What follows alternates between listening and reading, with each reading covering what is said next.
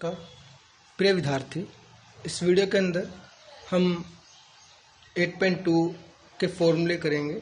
उसके बाद कुछ क्वेश्चन, क्योंकि इन फॉर्मूलों के ऊपर ही ये पूरी एक्सरसाइज बेस है। सो प्लीज़ आपसे रिक्वेस्ट है कि फॉर्मूलों को अच्छी प्रकार से लर्न करें। और ये जो आज जो फॉर्मूले करवाऊँगा वो आपका जो 9th चैप्टर है वो पूरा का पूरा एक भी फॉर्मूला इससे बाहर नहीं आएगा। 9 चैप्टर के अंदर जो पूरा इसके ऊपर बेस है, तो आपके 2 फायदे हैं, 2 की भी 3 फायदे हैं। फर्स्ट, अगर फॉर्मूले आपको लर्न होते तो आपकी 8.2 क्लियर हो जाएगी। सेकंड, आपका 9 चैप्टर क्लियर हो जाएगा। थर्ड, आपकी आने वाली जो क्लासेस है उसके अंदर भी आप आसानी से जो क्वेश्चन है उनको हल कर पाओगे। अब जैसे कि क्वेश्चन के अंदर बात की जाए, वहाँ पे बोली जाती है एंगल की बात। जब भी एंगल की बात की जाती है तो हर टीचर का करवाने का तरीका अलग अलग होता है। तो यहाँ पे क्या चीज़ है, मैं अपने मेथड से करवा रहा हूँ इसको। भाई आपको जैसे अच्छा लगे आप ऐसे करो, कोई दिक्कत नहीं है। यहाँ से इस थंब इसको मान लो कि ये 0 डिग्री है, ये हमारा है 30 डिग्री, ये है 45 डिग्री,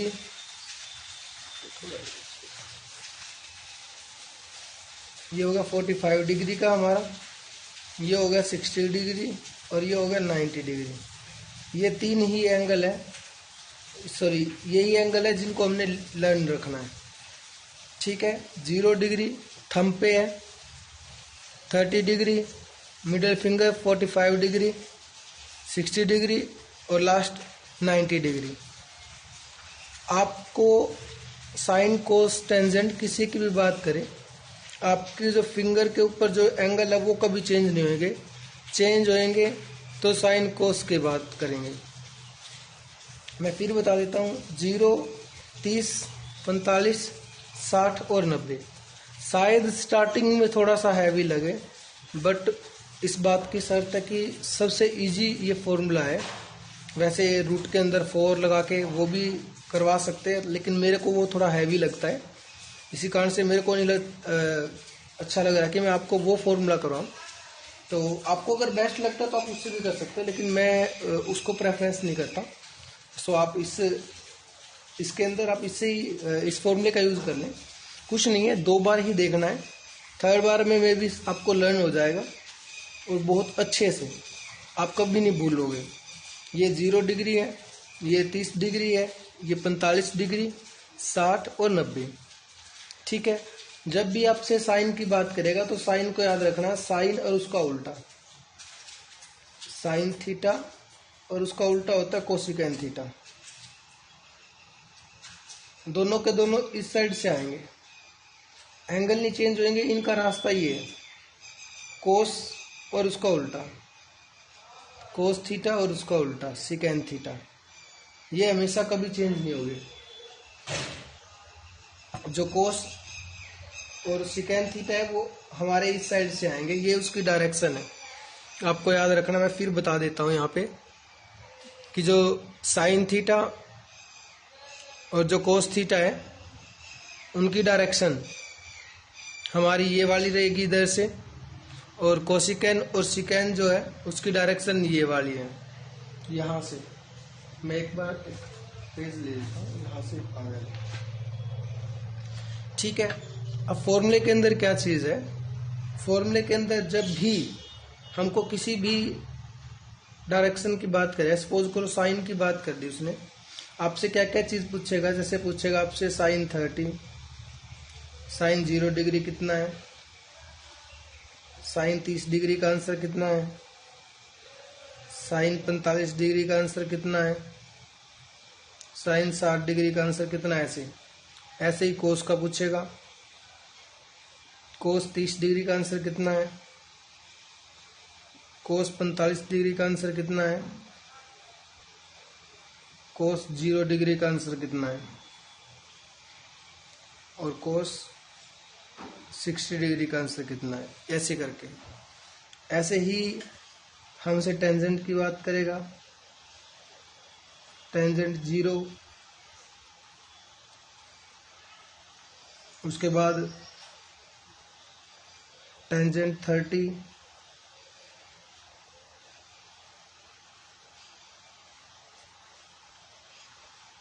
टेंजेंट 45, ऐसे करके। बस 2-3 चीज़ें याद रखनी है इसमें। जब भी आपसे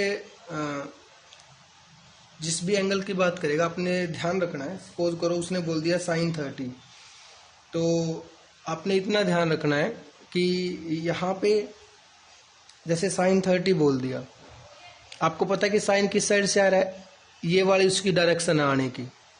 sin 30 बोल दिया तो 30 हमारी ये है। आपको इतना करना है कि जो फिंगर बच गए, ठीक है, उसके आप सबसे पहले आपने देखना है कि जिसकी बात करा वो उसकी डायरेक्शन कौन सी है। हमें साइन की बात करिए, साइन की डायरेक्शन ये है। 30 की बात कर दी, 30 है। एंगल ये चेंज नहीं होगा, ये 0 रहेगा, हमेशा इस पे 0 रहेगा। 30, 45, 60 और 90 ये कभी नहीं चेंज होंगे। अच्छा, 30 डिग्री एंगल है तो ये 30 है और साइन की डायरेक्शन ये है। तो इसके लिए आपने क्या करना है, जिस डायरेक्शन से साइन आया है 30 की बात, 30 एंगल है यहाँ पे, और जितनी फिंगर पीछे बची है उसको रूट के अंदर लेना है। अब 30 डिग्री यहाँ पे है, कितनी फिंगर बची है हमारे पीछे, 1। तो जितनी भी फिंगर बची है उसको रूट के अंदर लिखना है और बाय में लगाना है 2। बस ये आपका आंसर रहेगा। तो आपको पता है 1 का रूट क्या होता है, 1 ही होता है, और 1/2 इसका आंसर आ गया। आई कि नहीं आई समझ में? और देख लो, सपोज करो आपसे बोल दिया उसने साइन 60 डिग्री कौन सा है, ये रहा। आपको पता है साइन की डायरेक्शन कौन सी है, ये वाली डायरेक्शन है, ये वाली साइन की डायरेक्शन है। साइन 60 की बात कर दी, इस फिंगर से पीछे कितनी फिंगर बची हुई है, 1, 2 और 3, ठीक है। तो जितनी फिंगर बची है उनको रूट के अंदर लो और बटे में 2 लगा दो, ये आ गया इसका आंसर। यही इसका आंसर है, √3/2। उसके बाद सपोज करो आपसे बोल दिया कि साइन 90 डिग्री का आंसर क्या आएगा। साइन 90 डिग्री की बात करें तो उसके लिए आपने क्या करना है, देखो यहाँ पे ये साइन की बात है, साइन की डायरेक्शन ये है। तो आपको पता है कितनी फिंगर बची है, 1, 2, 3, 4 फिंगर बची है।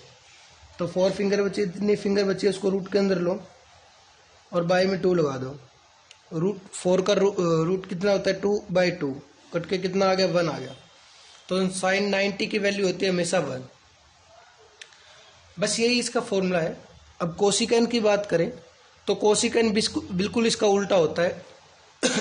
कोसिकेन जो भी साइन की वैल्यू उसका उल्टा कर दो। आपसे कह दिया उसने साइन 30 की वैल्यू, आपको पता है साइन 30 की वैल्यू 1/2 है, तो साइन 30 की वैल्यू 1/2 है।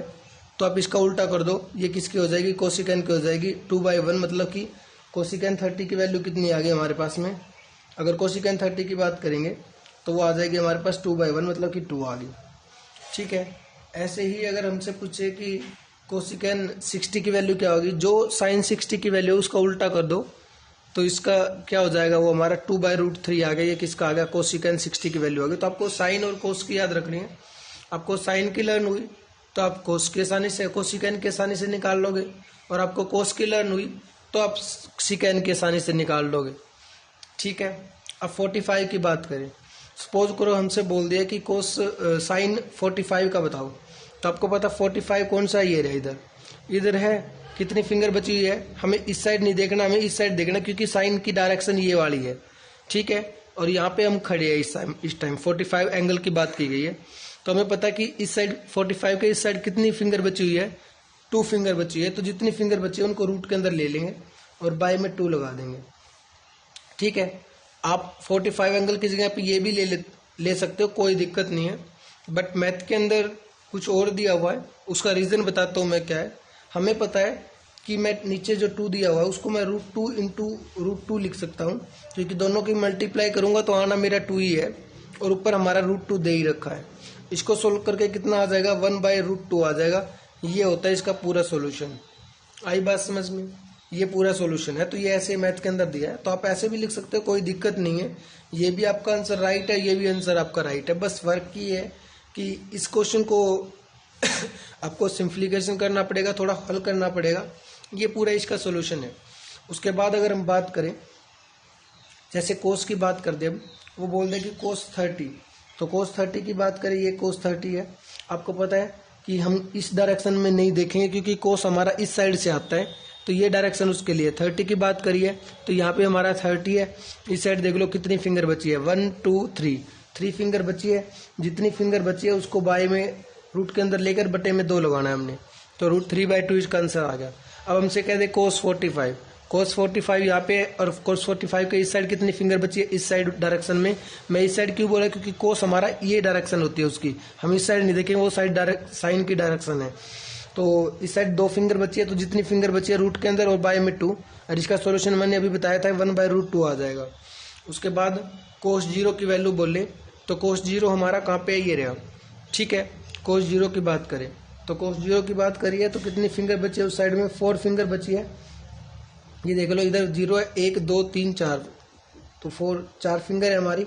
जितनी फिंगर बची है बाय रूट के अंदर और बाय में 2 आ जाएगा, और 4 का रूट आपको पता है 2 होता है, 2/2 कट के कितना आ गया, 1 आ गया। आगे बात समझ में। ऐसे ही अगर आपसे बोल दे कि कोस 90, कोस 90 का आंसर क्या आएगा, आपको पता है कि कोस 90 है। 90 की बात कर दी तो 90 के इस साइड में कितनी फिंगर बची है, 90 के इस साइड में कितनी फिंगर बची है, एक भी फिंगर नहीं बची है। तो इसका मतलब आंसर क्या आ जाएगा कि कोस जो 90 होता है वो हमारा 0 डिग्री होता है, सॉरी 0 आंसर होता है उसका कोस 90 का। और 60 की बात करें तो आपको पता है ये 60 कितनी फिंगर बची है, 1 फिंगर बची हुई है, तो 1/√2 आ जाए, क्योंकि 1 का रूट 1 ही होता है। ये था फॉर्मूले। अच्छा, अब सिकेंड की बात करें तो कुछ नहीं, आपने जो आपका कोस का है, सपोज करो सिकेंड 30 बोल दे तो आपको कोस 30 याद रखना है और आपका आंसर सोल्व हो जाएगा। अब बारी आती है टेंजेंट की। टेंजेंट जो है 0 की वैल्यू 0 होती है, और मैं इसमें भी थोड़ा सा बोलता हूँ, इसमें ये आ जाएगा टेंजेंट 30, ये 0 है, ये 30 है, 45 60 और 90। टेंजेंट 30 की वैल्यू 0 होती है, और यहाँ से कितना आ जाएगा, ये सॉल्यूशन 30 की वैल्यू 0 की वैल्यू 0 होगी, 30 की वैल्यू होती है 1/√3। मैं इसको कंप्लीट मैन बोलता हूँ। 1/√3 क्या है, कंप्लीट मैन। तो आप थोड़ा सा ऐसे ही सोच लेना इसको। जब 45 की बात करेंगे तो ये ऊपर वाला हिस्सा, जो ऊपर वाली मुंडी है, ये ऊपर वाला हिस्सा है वो 1 आ जाएगा, और 60 में आ जाएगा नीचे वाला हिस्सा √3।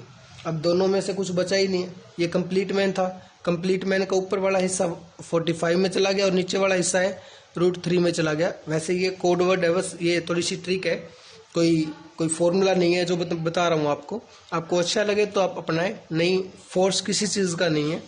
उसके बाद यहाँ पे आपको पता कंप्लीट मैन था, ऊपर वाला हिस्सा इधर आ गया 45 के अंदर, इसका इधर आ गया, कुछ बचा ही नहीं है, तो इसका आ जाएगा नॉट डिफाइन।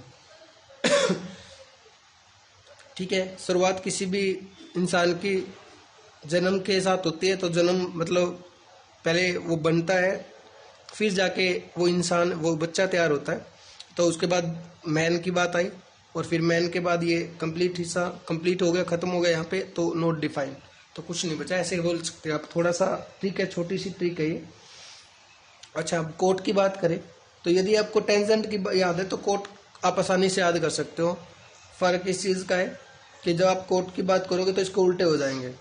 कोट 0 की बात करेंगे, जो टेंजेंट 90 की वैल्यू वो आ जाएगी नॉट डिफाइन, इधर से आ जाएगी कोट 30 की वैल्यू आ जाएगी साइन 60, ये कितना हो जाएगा √3 हो जाएगा। टेंजेंट 45 में दोनों ही सेम रहेंगे हमारे यहाँ पे। उसके बाद हम बात करें 60 की बात करें तो 60 के अंदर 1/√3 आ जाएगा, और इधर आ जाएगा 0। ये इस प्रकार से इसके फॉर्मूले थे। अब आगे ऐसे ही कोसिकेन की बात करनी है हमने। कोसिकेन 0,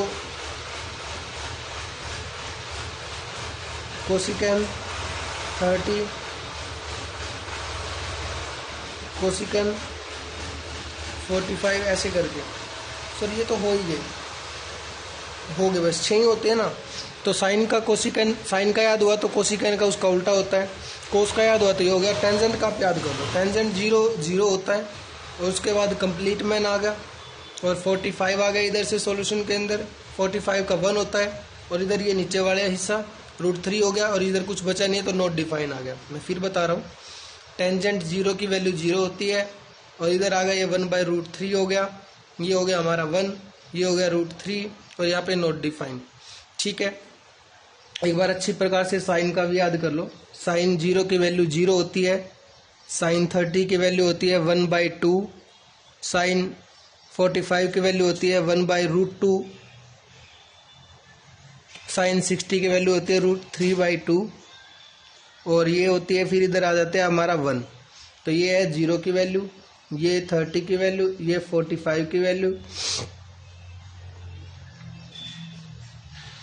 ये 45 की वैल्यू हो गई है हमारे पास में, ये 60 की वैल्यू हो गई और ये 90 की वैल्यू होती है। ये हमारी साइन की वैल्यू है। कोस बिल्कुल इसका डिट्टो कॉपी होता है, कोस बिल्कुल इसका डिट्टो कॉपी होता है। डिट्टो कॉपी का मतलब क्या है कि जो साइन 90 की वैल्यू होती है जो 1 की वैल्यू होती है, जो 60 की वैल्यू होती है वो इसके 30 की वैल्यू होती है √3/2। बस ये चीज़ याद रखनी है आपने। और ये 1/√2 ऐसे कैसा आ जाएगा, इसके अंदर भी ये 1/2 आ जाएगा और इधर से आ जाएगा 0। हाँ, मैं आपको फिर बता रहा हूँ, यदि आपको साइन की याद होगी तो कोसिकैन, कोस की भी अपने आप निकल जाएगी, उसका उल्टा होता है। और उसके बाद साइन के साथ उसका कौन होता है, कोसिकैन होता है। कोसिकैन निकालने के लिए आपको साइन की लर्न होनी चाहिए। जिस भी चीज़ की बात करिए आप उसका उल्टा कर दो। यहाँ पे उल्टा करने का मतलब हो गया कि जैसे उसने बोल दिया कोसिकैन 60, कोसिकैन 60 नहीं याद रखना आपने याद रखना है साइन 60। साइन 60 की बात करें तो आपको साइन 60 पता है, भी ये दे रखा है, और कोसिकैन 60 उसका उल्टा होता है, क्योंकि कोसिकैन क्या होता है, साइन का उल्टा ही तो होता है, 1 साइन आ जाएगा कोसिकैन के लिए। तो हम यहाँ पे उसका उल्टा कर दें तो आ जाएगा 2√3 आ गया, इसका उल्टा करेंगे तो 2√3 आ गया। तो इस प्रकार से फॉर्मूले थे और इसी के बेस पे हम क्वेश्चन कर रहे हैं, जो बिल्कुल ईजी है, कुछ नहीं है।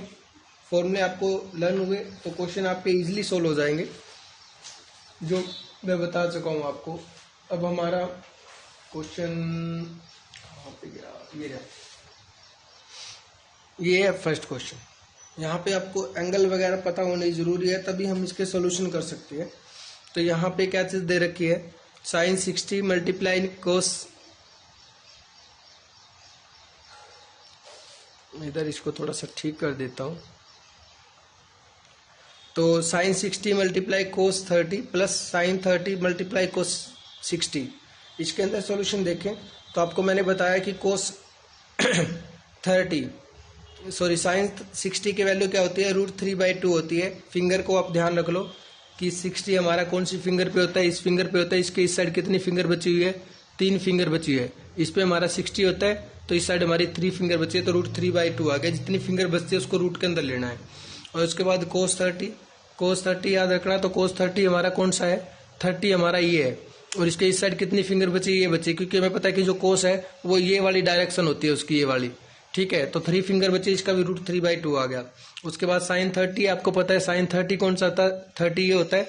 और कितनी फिंगर बची है, 1, क्योंकि साइन की डायरेक्शन ये होती है, तो 1/2 आ गया। उसके बाद कोस 60 की बात करें तो 60 हमारा कौन सा ये है।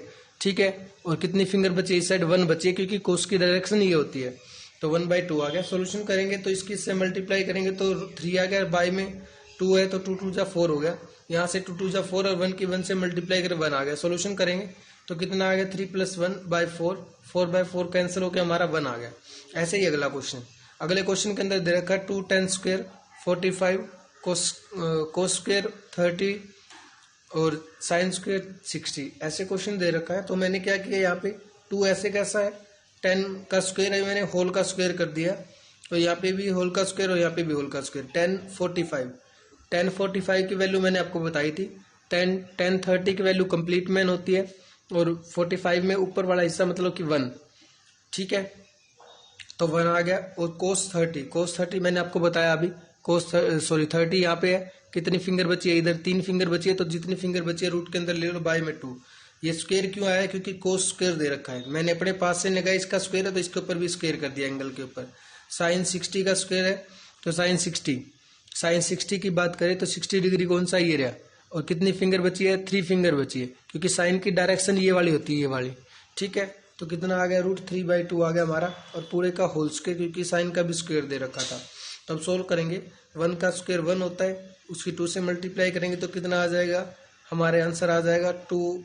इधर से सोल्व करेंगे आपको पता वैसे भी दोनों सेम दिखाई दे रहे हैं, दोनों ये बस ये प्लस का और ये माइनस का, तो वैसे भी कैंसिल हो जाएंगे, लेकिन आपको सोल्व करना तो कर सकते हैं आप। जब आप इसके अंदर स्क्वायर करोगे इसका तो √3 का रूट कैंसिल हो जाएगा, 3 बच जाएगा, बाय में 2 है उसका 4 हो गया। इधर से भी ऐसा ही सोल्यूशन आ गया और ये आपस में कैंसिल हो गया, और यहाँ पे भी कैंसिल कर सकते हैं। तो बस थोड़ा सा इसलिए कैंसिल नहीं किया क्योंकि 1-2 स्टेप थोड़ा सा आगे चलाना भी जरूरी होता है। इसी कारण से वहीं पे अगर हम इसको ख़त्म कर देते तो थोड़ा सा अजीब लगता। आंसर आपका गलत नहीं है। अगर ऑप्शन टाइप आता है तो आप शायद इतना ही इसी तरीके से करते, आप स्टेप काटने की कोशिश करते। बट अभी हमें शायद 2 या 3 नंबर में आ जाए तो उसके लिए 1-2 स्टेप करना जरूरी है। तो आपको ये सोल्यूशन है, या 3 नंबर का आ जाए तो आप इसका पूरे का एलसीएम ले लो, तब भी आपका 2 ही आंसर आना है। अच्छा, अब आगे बात करें। ये क्वेश्चन थोड़ा सा इंपॉर्टेंट क्वेश्चन है, थोड़ा सा हैवी हो जाता है, बट इतना कुछ है नहीं है इसके अंदर। कुछ चीजें ये जो आपको याद रखनी है। अब यहाँ पे दे रखा sin 30 tangent 45 minus cosecant 60, secant 30 plus cos 60 cot 45। तो यहाँ पे sin 30 दे रखा है। sin 30 की मैं फिर बता रहा हूँ, ये sin 30 है और इस साइड एक फिंगर बची है, तो कितना आ गया हमारा 1/2 आ गया, प्लस का निशान। tan 45 में ऊपर वाला हिस्सा आता है तो 1 आ गया, 1/1 मैंने लिख लिया ठीक लाइन के अंदर करने के लिए। उसके बाद कोसिकेंट 60 माइनस में है, तो आपको कोसिकेंट 60 आपको लर्न है, आप sin 60 करो। sin 60 कौन सा इधर है, sin 60 तो ये होता है ना हमारा, इस साइड कितनी फिंगर बची है, 3 फिंगर बची है, क्योंकि साइन की डायरेक्शन ये वाली होती है, साइन की डायरेक्शन 3 फिंगर बची है। तो जितनी फिंगर बची है रूट के अंदर ले लो, रूट के अंदर ली तो √3/2 आया, और लेकिन हमने तो कोसिकेंट निकालना तो उसका उल्टा कर दो, √3/2 का उल्टा कितना हो गया, 2/√3 आ गया। अब उसके बाद इधर इसमें क्या करेंगे, सिकेंट 30 नहीं याद रखना आपने, कोस 30 याद रखना, क्योंकि जो सिकेंट है वो कोसिकेंट का उल्टा होता है। तो यहाँ से सॉल्यूशन के अंदर क्या चीज आई, अब हम सॉल्यूशन करेंगे। तो कोस की बात करें, कोस 30 यहाँ पे है हमारा, और इस साइड में कितनी फिंगर बची है हमारी, 3 फिंगर बची है। 3 फिंगर बची है तो कितना सॉल्यूशन हुआ, √3/2, बट हमें सिकेंट की वैल्यू निकालने तो उसका उल्टा कर दो, 2/√3 आ गया। अब कोस 60 की बात करें तो कोस 60 ये है, ठीक है, और कितनी फिंगर बची है, इधर 1 फिंगर बची है, क्योंकि कोस की डायरेक्शन ये वाली होती है, तो इसके इस साइड 1 ही फिंगर बची है, तो 1/√2 आ गया। और कोट 45 और tan 45 1 होता है, तो 1/1। ये क्यों लिया 1/1 मैंने, ताकि एक लाइन के अंदर आ जाइए। अब अगर ऊपर वालों का एलसीएम हम अगर ले तो ऊपर वालों का एलसीएम क्या आएगा, 2, 1 और √3 है, तो एलसीएम आएगा 2√3। अब आपको पता है कि 2 की टेबल में आपने ये देखना है ये कितने पे आता है, तो आपको पता है 2 तो है ही, 2 कैंसिल हो गया तो √3 बच गया, तो ऊपर जो आंसर है उसकी √3 से मल्टीप्लाई कर दिया हमने। अब देखो 1 है, 1 की टेबल में ये पूरा देखना आपने, 1 की टेबल में ये कितने पे आएगा, जितना है ये उतने पे आएगा। कोई पूछे 1 की टेबल में 2 कितने पे आता है, तो 1 की टेबल में 2 पे ही आएगा। 1 की टेबल में 3 कितने पे आता है, 1 की टेबल में 3 पे ही आएगा। तो ये चीज़ हमने याद रखनी है, ठीक है। तो 1 की टेबल में जो 1 है वो इस पे ही आएगा, तो ऊपर जो दे रखा उसके 1 से मल्टीप्लाई कर देंगे, तो यहाँ से सॉल्यूशन आ गया इसका ये। अच्छा, माइनस का निशान मैंने लगा दिया, ऊपर 2 है, इस बात को याद रखना।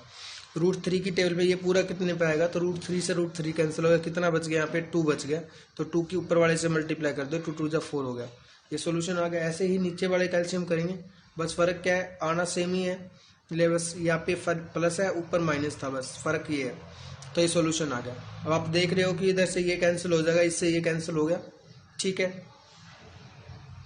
और उससे अगले वाले स्टेप में क्या किया है हमने, यहाँ पे ये जो -4 था इसको थोड़ा पीछे की तरफ ले गया। अब एक चीज़ ये देखो भाई, √3 यहाँ पे कुछ नहीं है, तो इसका मतलब ये 1 है, ठीक है। ये कितने √3 है, 1, और ये कितने √3 है, 3, तो एक ये हो गया और 2 ये हो गए, 2 और 1 कितना हो गया, 3 हो गया, तो 3 √3 हो गया, और माइनस का 4 साथ में है ही। ऐसे नीचे वाले को भी देखो, इस 4 को थोड़ी देर के लिए कैंसिल करो, यहाँ पे कुछ नहीं है तो सबका मालिक 1 होता, तो यहाँ पे 1 √3 बैठा है, और यहाँ पे कितने √3 है, 2 ये और 1 ये, कितने हो गए टोटल, 3 हो गए, ठीक है, प्लस का 4 ऐसे का सा। अब आगे सॉल्यूशन इसका है नहीं है, तो इसीलिए हम क्या करेंगे, रैशनलाइजेशन करते हैं। वैसे अगर कुल मिला के बात करूं तो 10th क्लास में बोलते हैं, आगे वाली क्लास के अंदर हम बोलते हैं कि अपने पास से लिया इसको, और अपने पास से कुछ भी ले सकते हैं मैथ के अंदर। यहाँ पे मैंने ये क्यों लिया है, इसका रैशनलाइजेशन का मतलब होता है कि जो भी नंबर है आपको सोल्व करना है उसके निशान चेंज करते हैं, हम हमेशा निशान चेंज करके लेते हैं, एक बार ऊपर एक बार नीचे मल्टीप्लाई के अंदर, ये रैशनलाइजेशन का रूल है। और आप देखोगे तो मैंने अपने पास से लिया, तो जब अपने पास से लेते तो सेम चीज़ें लेते हैं यहाँ से।